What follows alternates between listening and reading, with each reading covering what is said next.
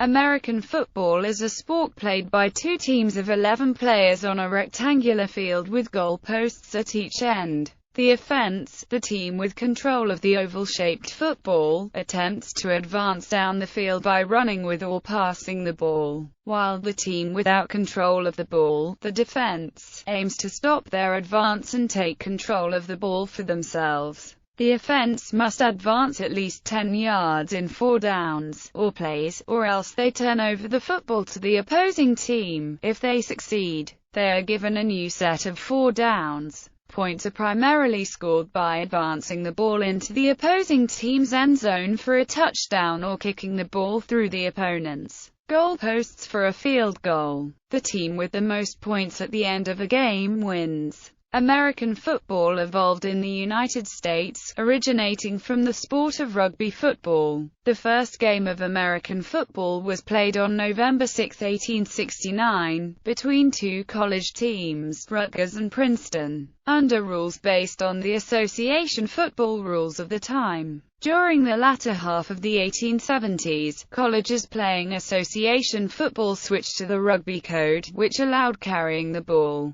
A set of rule changes drawn up from 1880 onward by Walter Camp, the father of American football, established the snap, 11-player teams, and the concept of downs. Later rule changes legalized the forward pass, created the neutral zone, and specified the size and shape of the football. American football as a whole is the most popular sport in the United States. Professional football and college football are the most popular forms of the game, with the other major levels being high school and youth football. As of 2012 update, nearly 1.1 million high school athletes and 70,000 college athletes play the sport in the United States annually. The National Football League, the most popular American football league, has the highest average attendance of any sports league in the world. Its championship game, the Super Bowl, ranks among the most watched club sporting events in the world, and the league has an annual revenue of around $10 billion. Etymology and names. In the United States, American football is referred to as football. The term football was officially established in the rulebook for the 1876 college football season, when the sport first shifted from soccer-style rules to rugby-style rules, although it could easily have been called rugby at this point. Harvard, one of the primary proponents of the rugby-style game, compromised and did not request the name of the sport be changed to rugby. In countries where other codes of football are popular, such as the United Kingdom and Australia, the terms gridiron or American football are favored. History. Early history. American football evolved from the sport of rugby football. Rugby, like American football, is a sport where two competing teams vie for control of a ball, which can be kicked through a set of goalposts or run into the opponent's goal area to score points. The first American football game was played on November 6, 1869, between Rutgers and Princeton. The game was played between two teams of 25 players each, used a round ball that could not be picked up or carried, but it could be kicked or batted with the feet, hands, head or sides, with the ultimate goal of advancing it into the opponent's goal. Rutgers won the game 6-4. Collegiate play continued for several years, in which matches were played using the rules of the host school. Representatives of Yale, Columbia, Princeton and Rutgers met on October 19, 1873 to create a standard set of rules for all schools to adhere to. Teams were set at 20 players each, and fields of 400 by 250 feet were specified. Harvard abstained from the conference, as they favored a rugby-style game that allowed running with the ball. An 1875 Harvard-Yale game played under rugby-style rules was observed by two impressed Princeton athletes. These players introduced the sport to Princeton, a feat the Professional Football Researchers Association compared to selling refrigerators to Eskimos. Princeton, Harvard, Yale and Columbia then agreed to intercollegiate play using a form of rugby union rules with a modified scoring system. These schools formed the Intercollegiate Football Association, although Yale did not join until 1879. Yale player Walter Camp, now regarded as the father of American football, secured rule changes in 1880 that reduced the size of each team from 15 to 11 players and instituted the snap to replace the chaotic and inconsistent scrum. Evolution of the game. The introduction of the snap resulted in unexpected consequences. Prior to the snap, the strategy had been to punt if a scrum resulted in bad field position. However, a group of Princeton players realized that, as the snap was uncontested, they now could hold the ball indefinitely to prevent their opponent from scoring. In 1881, both teams in a game between Yale and Princeton used this strategy to maintain their undefeated records. Each team held the ball, gaining no ground, for an entire half, resulting in a 0-0 tie. This block game proved extremely unpopular with the spectators and fans of both teams. A rule change was necessary to prevent this strategy from taking hold, and a reversion to the scrum was considered. However, Camp successfully proposed a rule in 1882 that limited each team to 3 downs, or tackles, to advance the ball 5 yards. Failure to advance the ball the required distance within those 3 downs would result in control of the ball being forfeited to the other team. This change effectively made American football a separate sport from rugby, and the resulting 5-yard lines added to the field to measure distances made it resemble a gridiron in appearance. Other major rule changes included a reduction of the field size to 110 by 53.333 yards, and the adoption of a scoring system that awarded 4 points for a touchdown, 2 for a safety and a goal following a touchdown, and 5 for a goal from field. Additionally, tackling below the waist was legalized. Despite these new rules, football remained a violent sport. Dangerous mass formations like the flying wedge resulted in serious injuries or even death. A 1905 peak of 19 fatalities nationwide resulted in a threat by President Theodore Roosevelt to abolish the game unless major changes were made. In response, 62 colleges and universities met in New York City to discuss rule changes on December 28, 1905, and these proceedings resulted in the formation of the Intercollegiate Athletic Association of the United States, later named the National Collegiate Athletic Association. The legal forward pass was introduced in 1906 after its suggestion by John Heisman, although its impact was initially limited due to the restrictions placed on its use. Other rule changes introduced that year included the reduction of the time of play from 70 to 60 minutes and the increase of the distance required for a first down from 5 to 10 yards.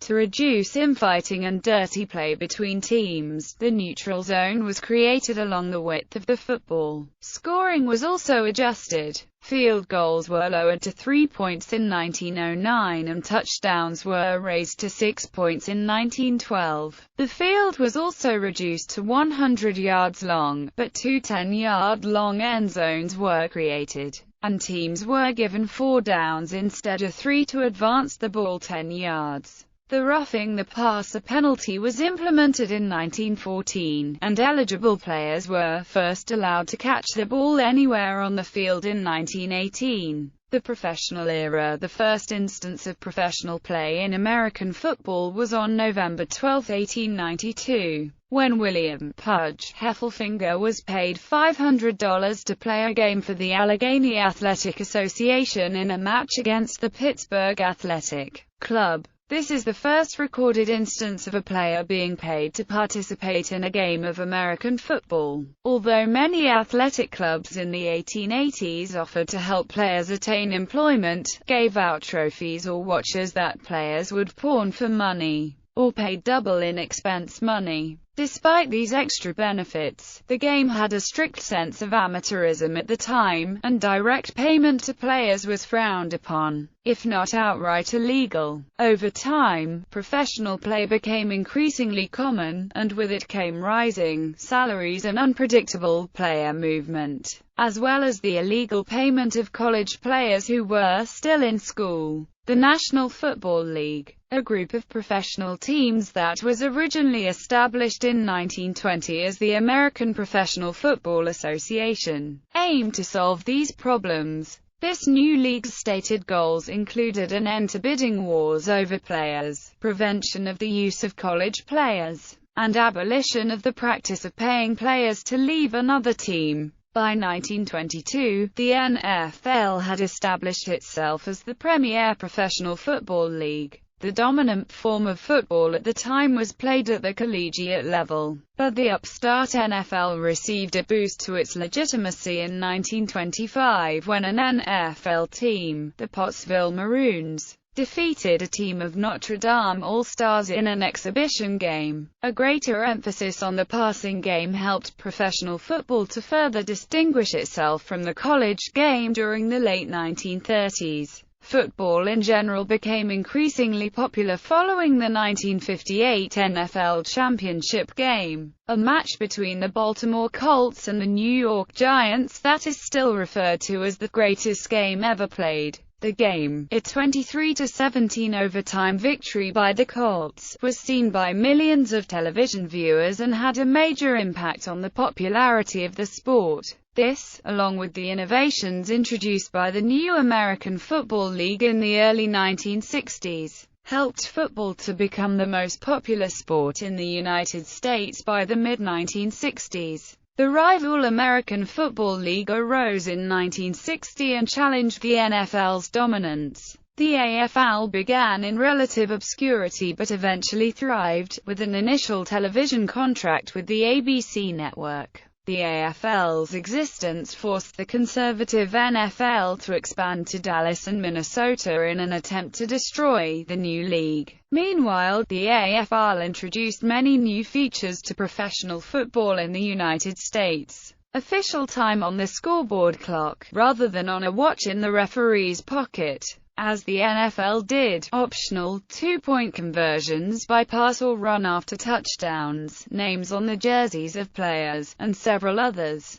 including expansion of the role of minority players, actively recruited by the league in contrast to the NFL. The AFL also signed several star college players that had also been drafted by NFL teams. Competition for players heated up in 1965, when the AFL New York Jets signed rookie Joe Namath to a then-record US $437,000 contract. A 5-year, $40 million NBC television contract followed, which helped to sustain the young league. The bidding war for players ended in 1966, when NFL owners approached the AFL regarding a merger, and the two leagues agreed on one that would take full effect in 1970. This agreement provided for a common draft that would take place each year, and it instituted an annual World Championship game to be played between the champions of each league.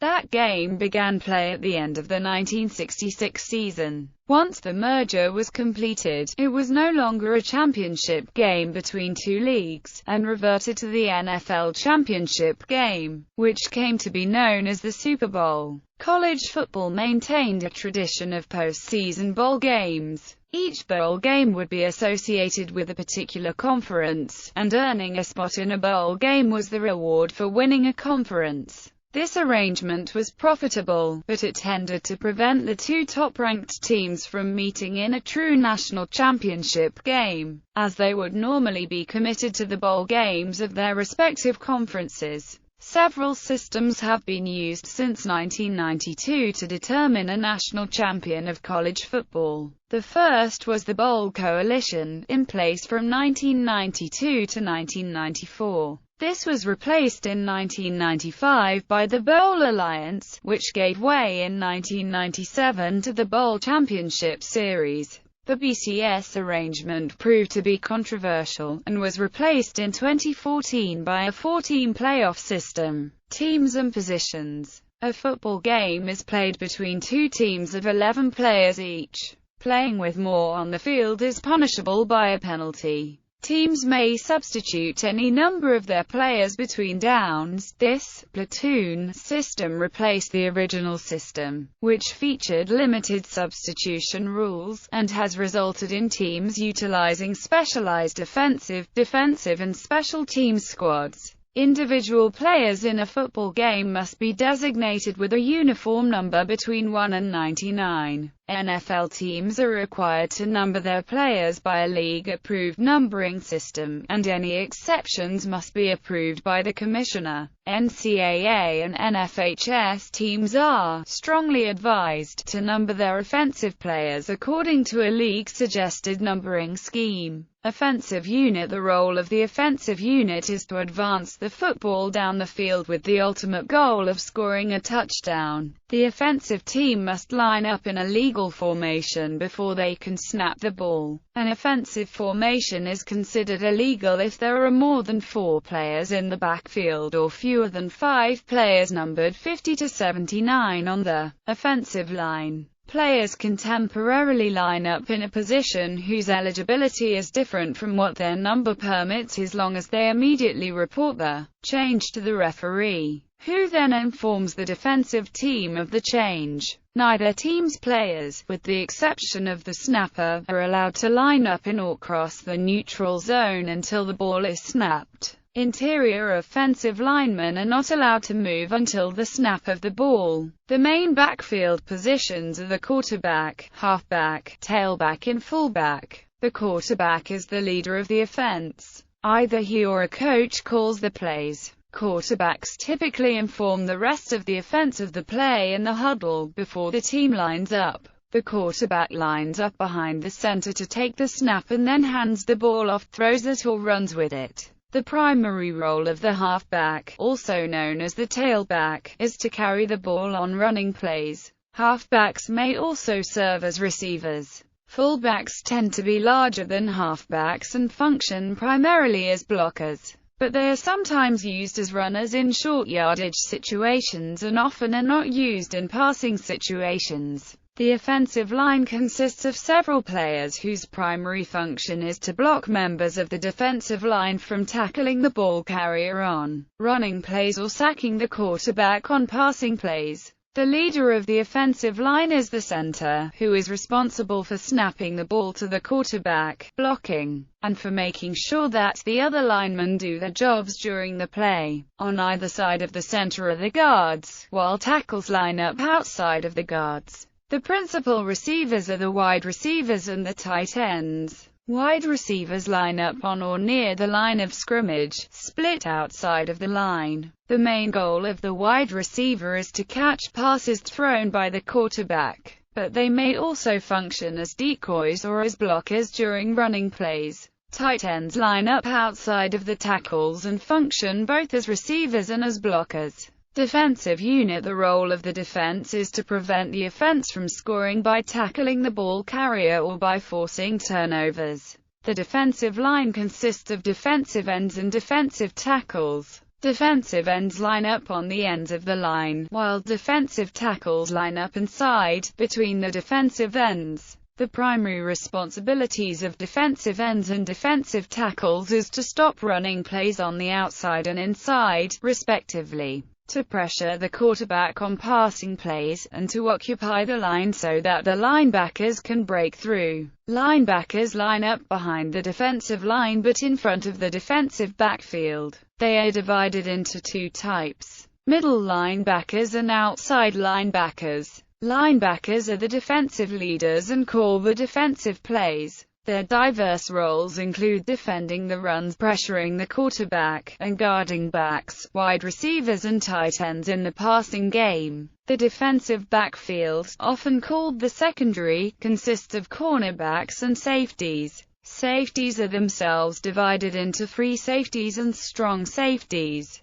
Cornerbacks line up outside the defensive formation, typically opposite of a receiver so as to be able to cover him, while safeties line up between the cornerbacks but farther back in the secondary. Safeties are the last line of defense, and are responsible for stopping deep passing plays as well as running plays. Special Teams Unit. The Special Teams Unit is responsible for all kicking plays. The special teams unit of the team in control of the ball will try and execute field goal attempts, punts and kickoffs, while the opposing team's unit will aim to block or return them. 3 positions are specific to the field goal and punt unit: the place kicker, holder and long snapper. The long snapper's job is to snap the football to the holder, who will catch and position it for the place kicker. There is not usually a holder on kickoffs, because the ball is kicked off of a tee. However, a holder may be used in certain situations, such as if wind is preventing the ball from remaining upright on the tee. The player on the receiving team who catches the ball is known as the kickoff returner. The positions specific to punt plays are the punter, long snapper, and gunner. The long snapper snaps the football directly to the punter, who then drops and kicks it before it hits the ground. Gunners line up split outside of the line and race down the field, aiming to tackle the punt returner, the player that catches the punt.